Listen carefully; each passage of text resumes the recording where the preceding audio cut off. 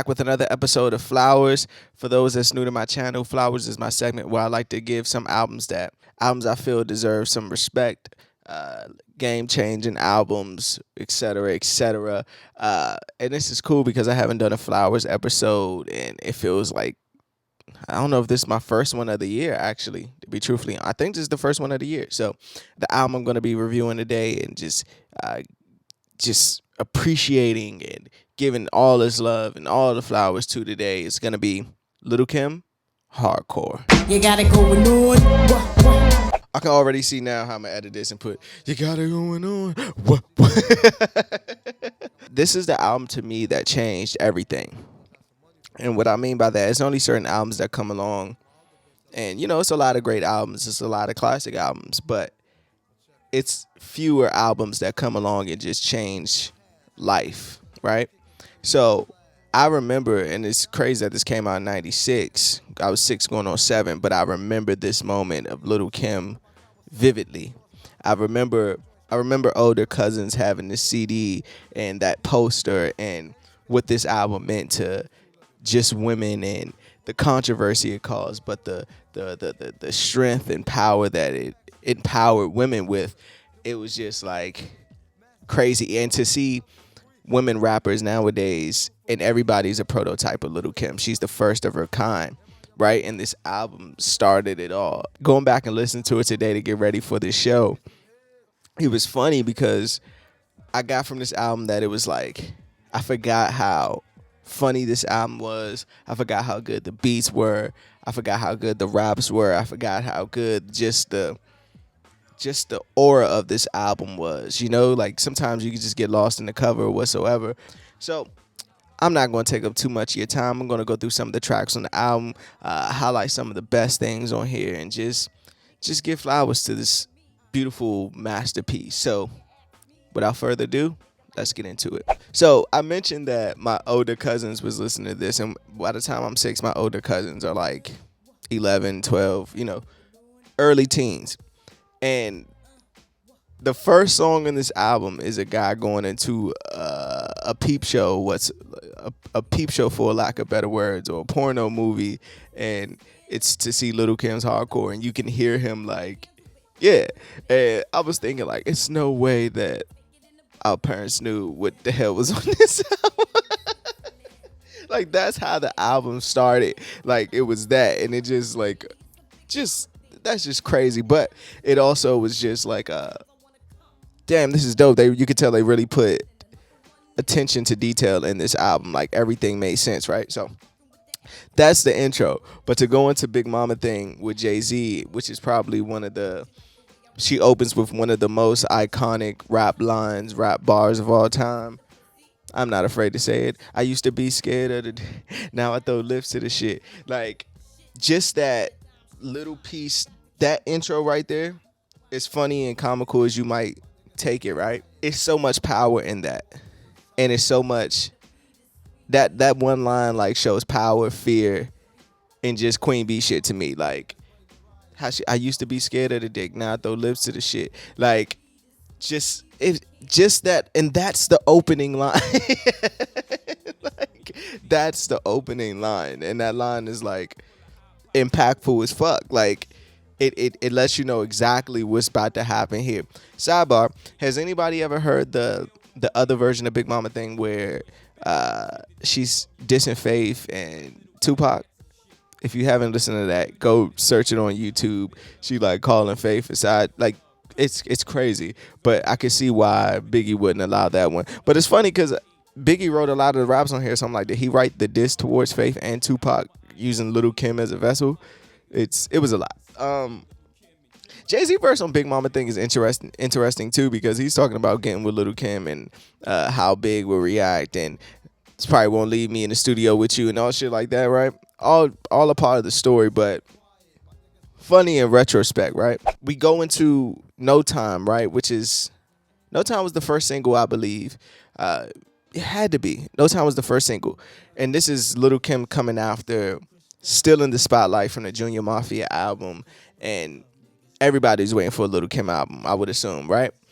So like hearing No Time, and I remember it vividly as a kid, on BT, Rap City and shit, and this video coming on, and just the elegance that this video had and the luxury the video had, right? They really shot it with nothing, right? So all it is a hallway, the escalator, and that's pretty much it.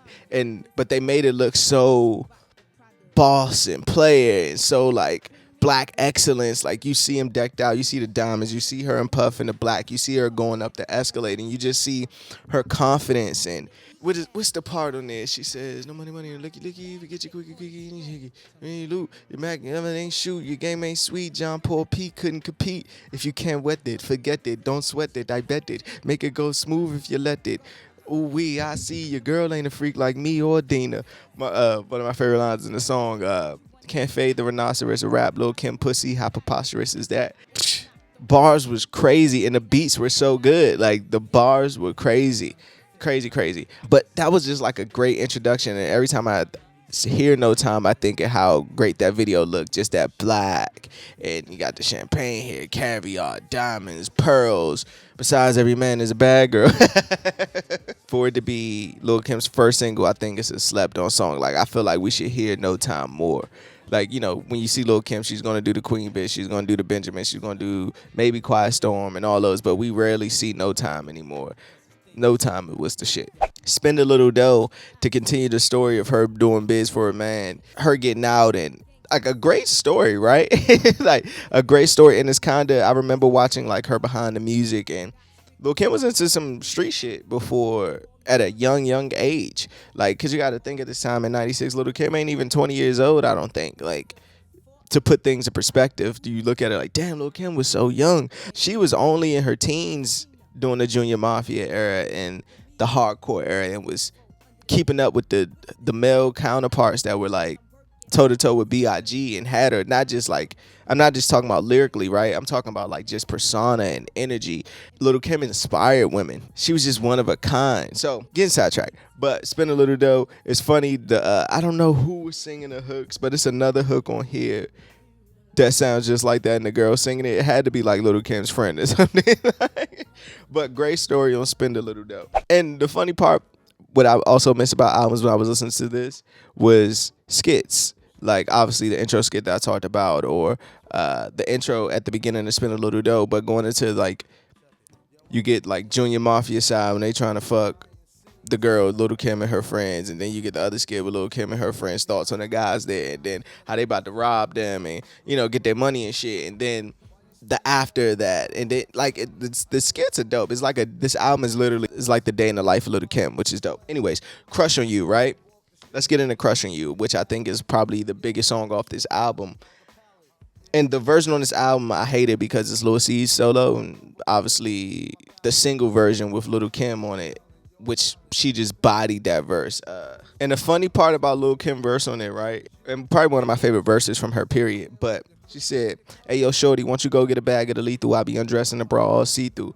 While you count your Jews thinking I'ma cheat you, the only one thing I want to do is freak you." Jodeci joints. Jodeci punchline. "Keep your stone sets. I got my own baguettes, and I be doing things that you won't regret. Lil' Kim, the queen bee, so you best take heed. Shall I proceed? Yes, indeed." Right. But my favorite line in there, which is funny, that she says like, "I'ma throw shade if I can't get paid." It's like the most hated line of all time. "I'ma throw shade if I can't get paid. Blow you up to your girl like the army grenade. You can slide on my ice like the escapade, or itchy itchy yaya with the marmalade," which is crazy that just a few years down the line she'll be doing the remake with Christina, Pink, Maya, and Missy, right? Just for wishing and words. And then she said at the end a funny ass line. She said, "Oh yes, who's he? I even dig your man style, but I love your profile." Like, damn. Like, how boss is that? Like telling a nigga like, "Damn, I even fuck with your mans, but you know, I like your profile." Like, and that video was so fucking iconic. I remember being a kid watching that, going outside and talking to my friends. This is just think about it, 6, 7, 8-year-old friends. Like, yo, you seen that Lil' Kim video? You seen the colors? Which one you like the best? And I was like, mine was always the green, the green wig to this day. But all those different styles, from the blue, the green, the yellow, the red, just magnificent, man. Just a great record. And that record is just like, it's just classic. And that beat, dun Dunna, dunna, dunna. It's just a classic loop. Like from that to the Ariana Grande, it's just a classic loop. Another sidebar: I hate the fact that Ladies Night wasn't on the original album. Like it's like a Crush on You single pack that came out with like 6 songs on it. But Ladies Night is another one that's just like a classic record. And what I love most about that song is that we get to see the camaraderie between women rappers back then, like the Brad, Left Eye, Little Kim, Missy. Like it's just Angie Martinez kicks it off. It's just like in the video, oh my gosh, just so many black women excellence all throughout that, and it's just a celebration. Mary J on the stage, it's just great, man. Drugs is so dope. She has a line. I'm gonna save it for my best line. Drugs is so dope because her flow on that song was just like, listen to it. I know Biggie wrote it. I before somebody gets in the comments and start hating, I know Biggie wrote it, but she still had to deliver that shit the way that it needed to be delivered, and she delivered. Like she was saying some shit in that record, like, and that beat is just listening back to it today. I was thinking like I mentioned, the production on here is so hard. Like no pun intended, but the production on here was so hard that it just had to work, man. Like it just had to work. Like they didn't, and it wasn't like let's do these pop beats and blah blah blah. Like that didn't even exist yet. The poppiest beat on here is probably Crush on You. It was like some real grimy hip hop shit for the most part. So like I could see women back in the '90s riding around listening to Lil' Kim like the way the niggas would listen to Biggie or Pac. Like it gave them something to ride around and just hard, bro. Like bars too. Like you could be proud of Lil' Kim. You know, dudes were singing Lil' Kim, myself included. Queen Bitch. Queen Bitch is probably the best Lil' Kim song of all time. Just from everything about it. So good that they had to redo the beat for I Can Love You, and she killed it again with which I feel on I Can Love You with Mary J. Blige. I feel like it's one of the greatest diss verses ever. Lil' Kim just went on Biggie. But Queen Bitch is just, what she say? Most of y'all niggas couldn't eat without a DM. And Peter Piper pecked him. I bet you Biggie bust him. He probably tried to fuck him. I told him not to trust him. Lyrically, I dust him off like Pledge. Hit hard like hammer. Bitch with that platinum grammar. I am a diamond cluster hustler. Queen bitch. Supreme bitch. Kill a nigga for my team, bitch. By any means, bitch. What she say? Disease free, bitch. Got hurricanes and typhoons. Got buffoons eating my pussy while I watch cartoons. Sleep to noon. Rap Pangria's here. Baby niggas beware. Mostly dough she wear. Frank killed niggas mouth for 1.5. Oh my gosh, like, but that beat is just so hard. The scratches on the hook, on and on. Then she, who you loving? Who you wanna be bucking? Tipping niggas who be chilling with us, eating espressos, cappuccinos with Nino. For the Lucci Crino, I used to wear Moschino, but every bitch got it. Now I rock colorful minks because my pockets stay knotted. Like, just my favorite Lil' Kim song for real. Like, I think it's the best Lil' Kim song of all time. That Queen Bitch is just like, that's how you do it, bro. Like that's how, I haven't heard a woman rap song like that in so long that when I heard it today, it was so like refreshing just to hear those bars like that and that confidence that she had and that persona she had, and cause she talking about niggas, but she going at the bitches too. Like she's just one of a kind, man. Love Lil' Kim. Just love Lil' Kim. Dreams, which is, you know, her version of Dreams, fucking an R&B chick. Mafia Land, hard fucking record.